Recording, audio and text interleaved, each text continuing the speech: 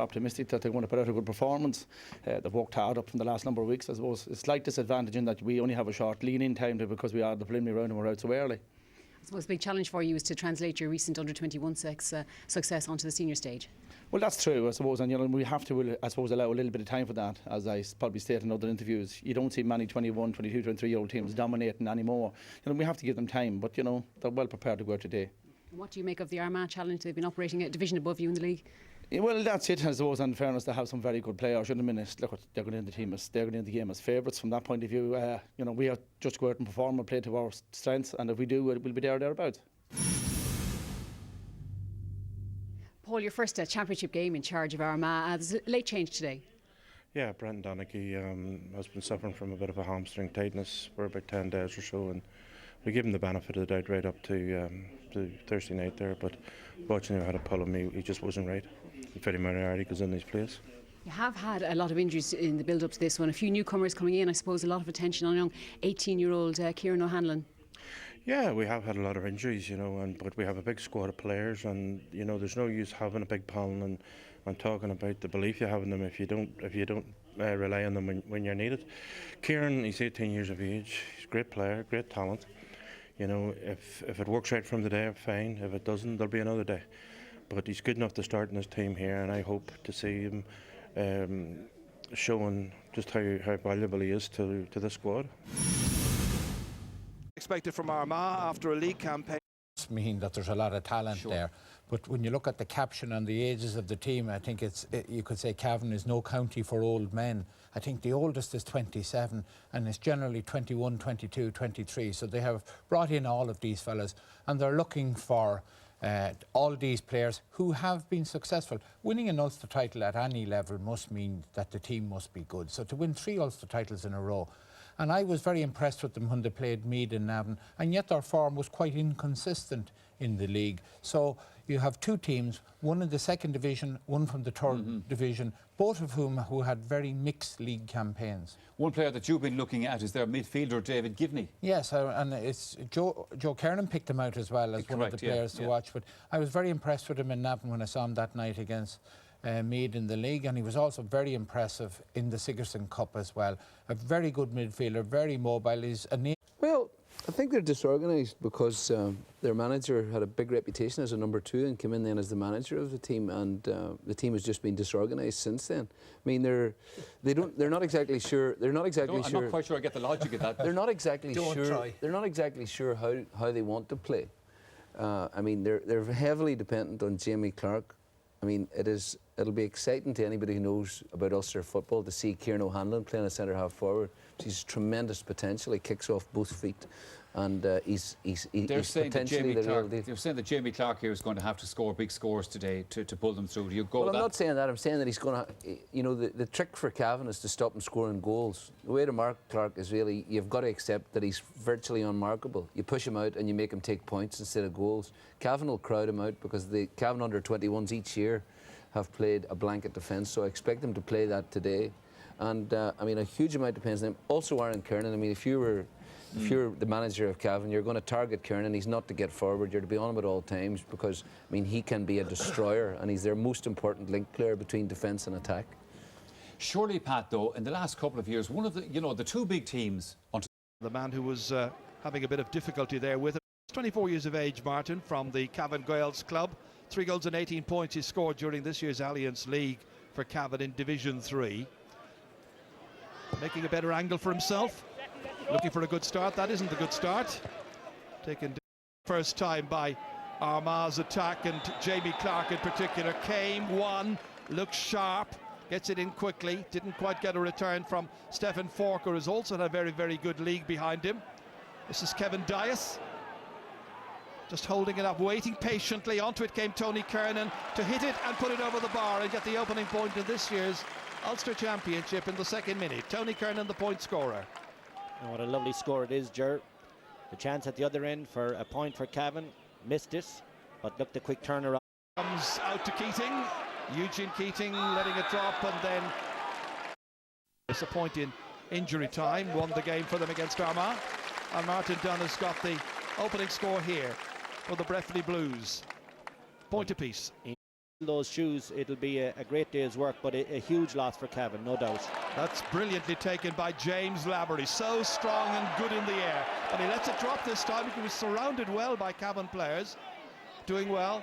This is Damien O'Reilly. Speculation as to where he might play. Normally a half-back, but he started in midfield. Keating belting it forward here towards Dunn. Martin Dunn only got 1 point from a free. McDermott's hand pass back into Damien O'Reilly, and O'Reilly puts it over the bar. Only his second ever point in championship football. Normally used as a halfback or a fullback blind player, but the Belturbet man gets forward this time and strikes it well at the end of a very good move by Cavan. Showed good composure there.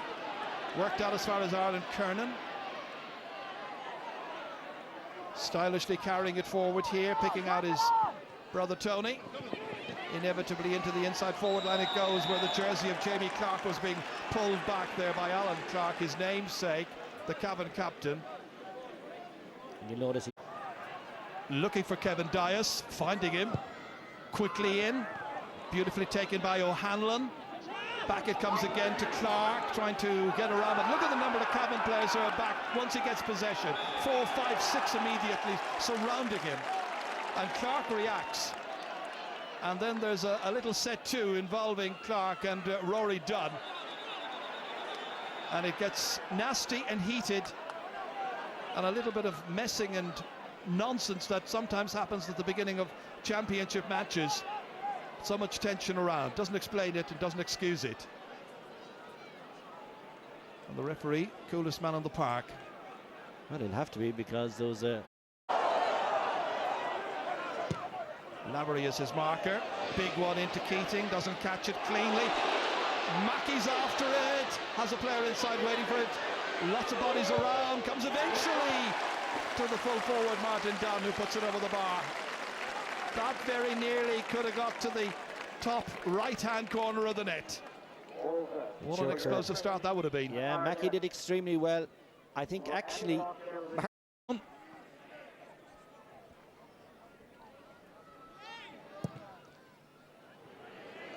that is a beauty.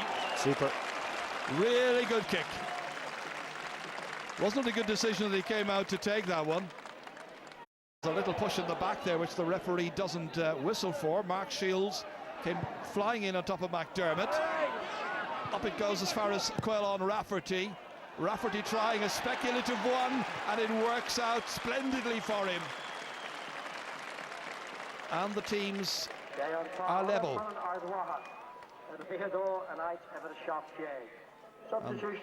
There is a change. And Ethan Rafferty now has come on, number 22. Gillian Brady. Brady, the player who came in place of Jack Brady right at the beginning of this match before it started because of a hamstring injury troubling the DCU student. Here's Ronan Flanagan tearing forward, falling beautifully into the path of Cian Mackey. After him goes Tony Kernan. Mackey, Kernan in pursuit. Mackey scoring! Oh, that's the best goal of the championship so far. Cracker. 21 minutes in. Cian Mackey, who took a sabbatical last year, or should it be said he was given a sabbatical last year.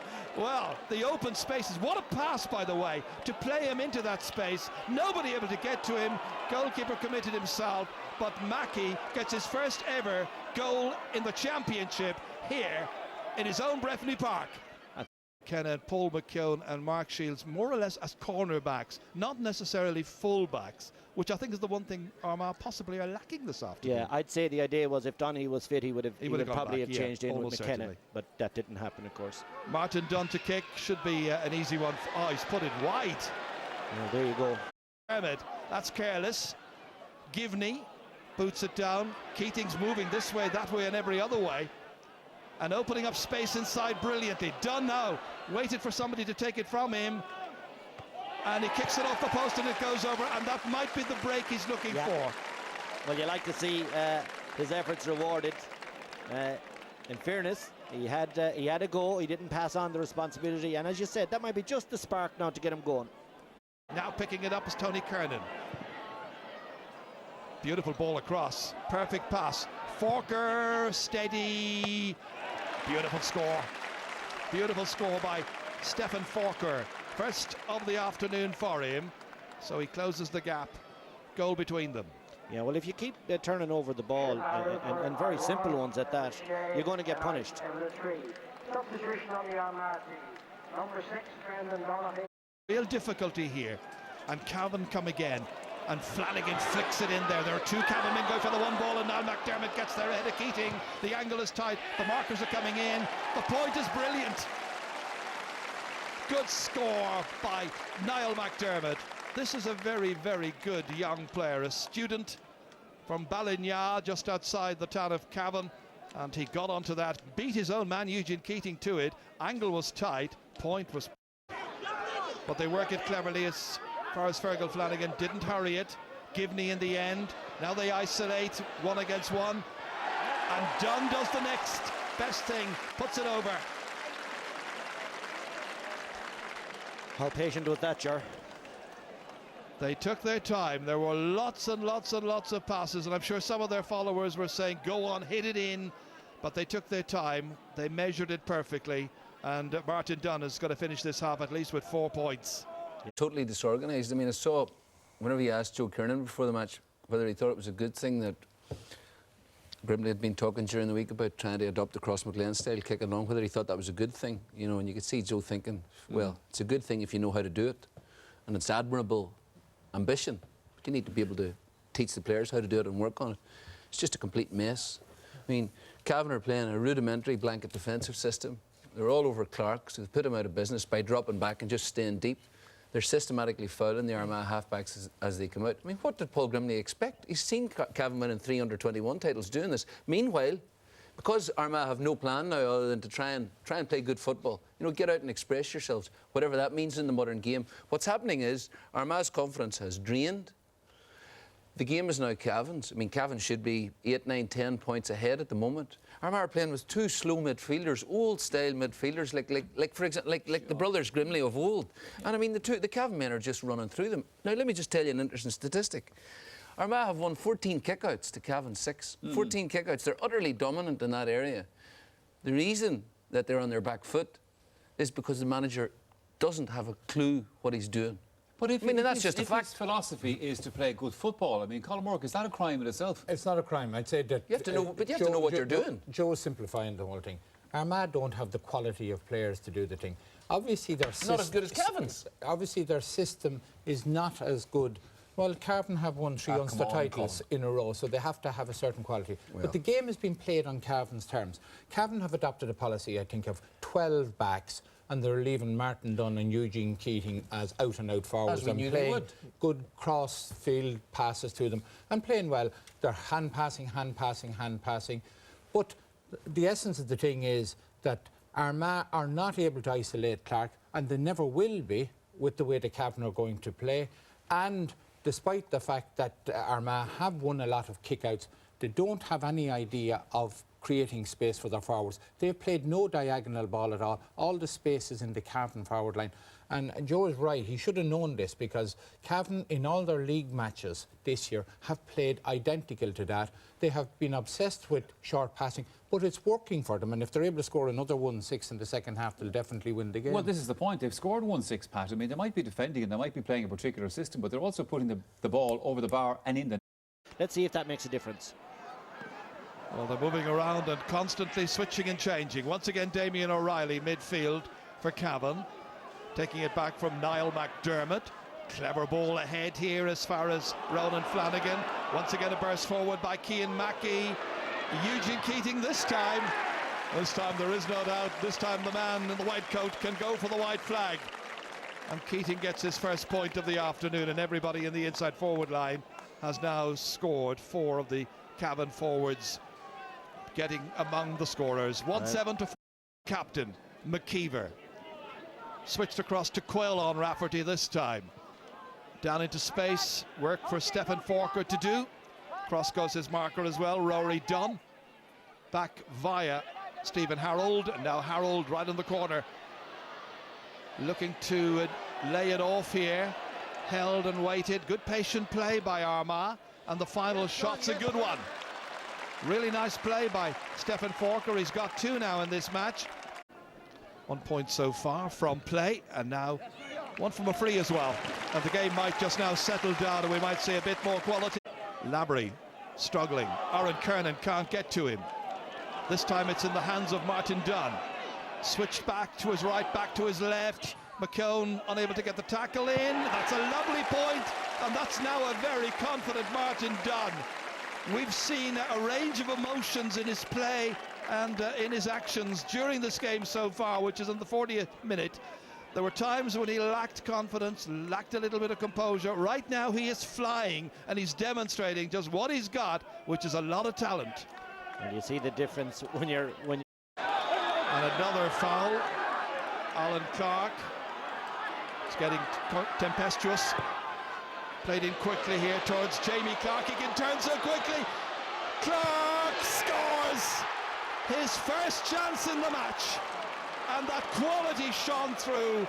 An exquisite finish. Did he blow it up, sure? Has the referee blown up? You're right. It's not going to count, it appears. Well, I hope he hasn't, because it's a spectacular goal from Jamie Clark, and it always looked like he was going to get that shot off. It could have been advantage. He's given the foul to Armagh for the earlier foul on Jamie Clark, but he should have let it develop. That was a great goal. Pace. Ethan Rafferty gets there, collects in front of Rory Dunn, who was pushing him.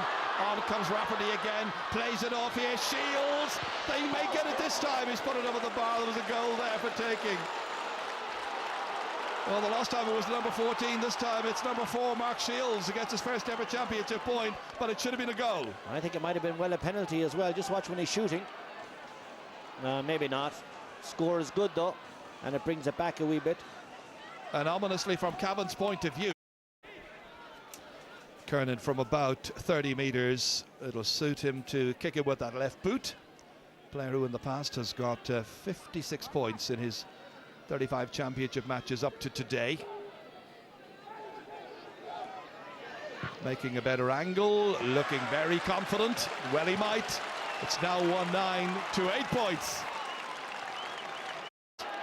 Martin Riley gets it back up as far as Eugene Keating, and now it's Cavan who need a period of stability. And it's Niall McDermott who gets it. He's giving Kieran McKeever lots of problems today. David Givney in there as far as the full forward Martin Dunn. 1 against 1. Dunn does well.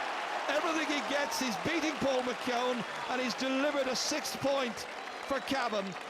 Not half bad. They lead 110 to 8 points.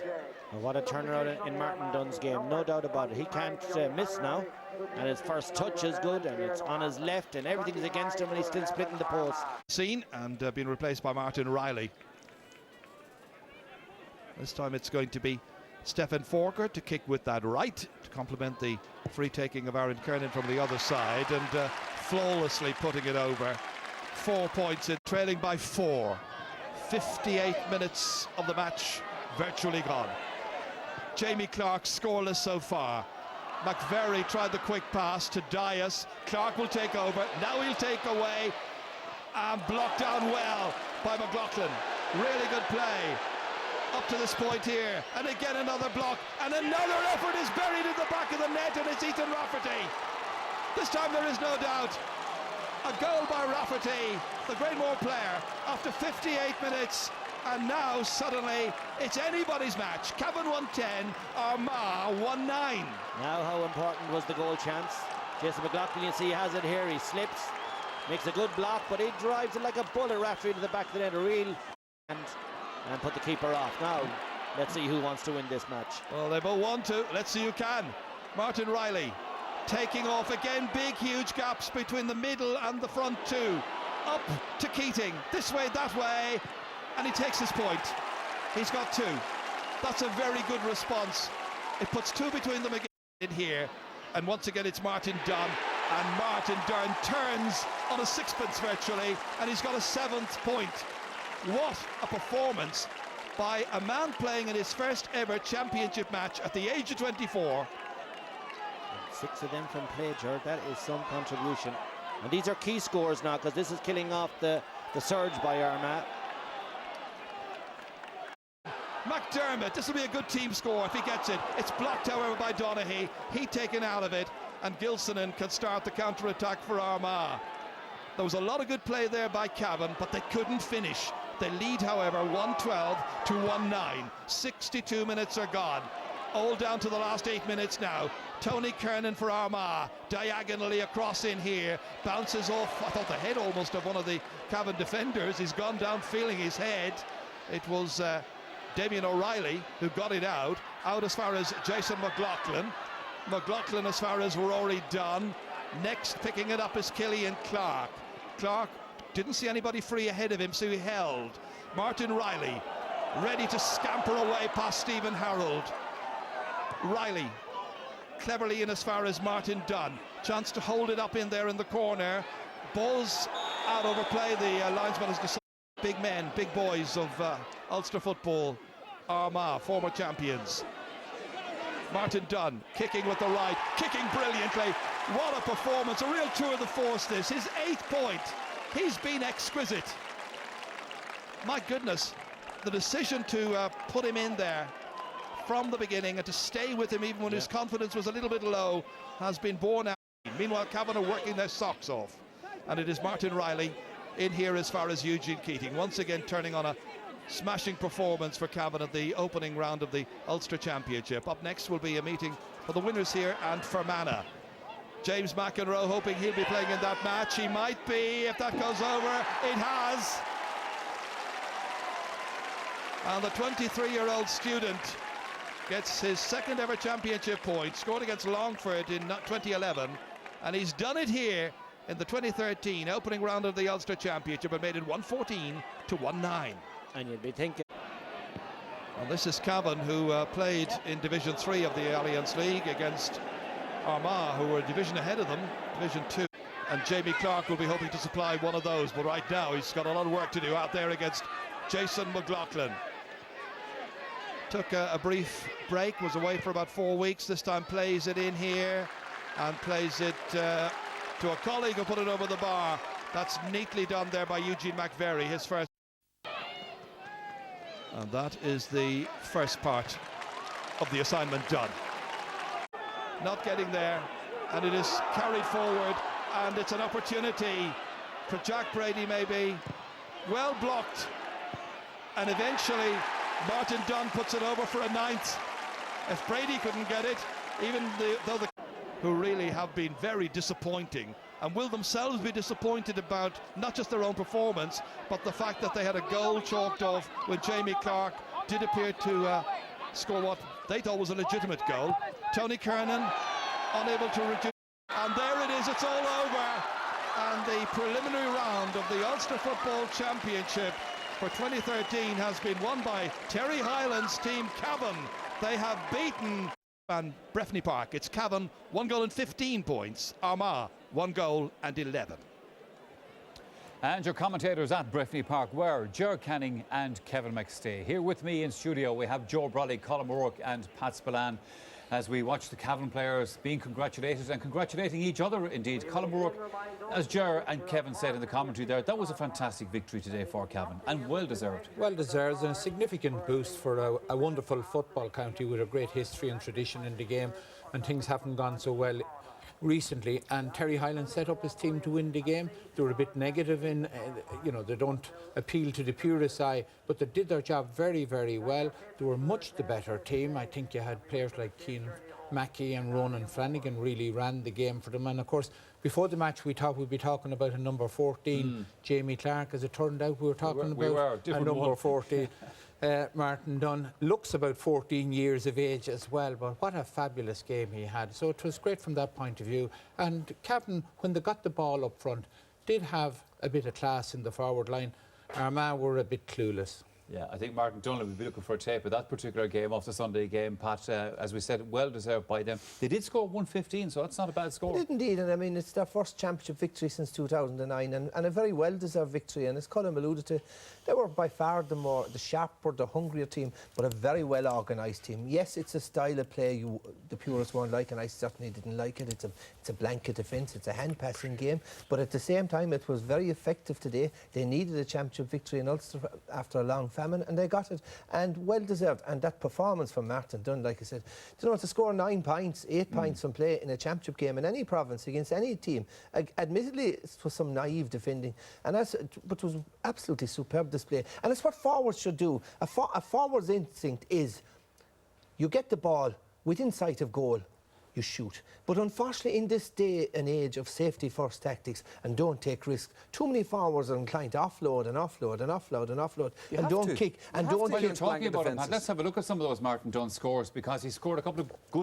Armagh County Board should get one of those bat signals into the air now for the McEntee twins. I mean, that's an utter humiliation for a very good footballing county. There is absolutely no way they should be performing at that level.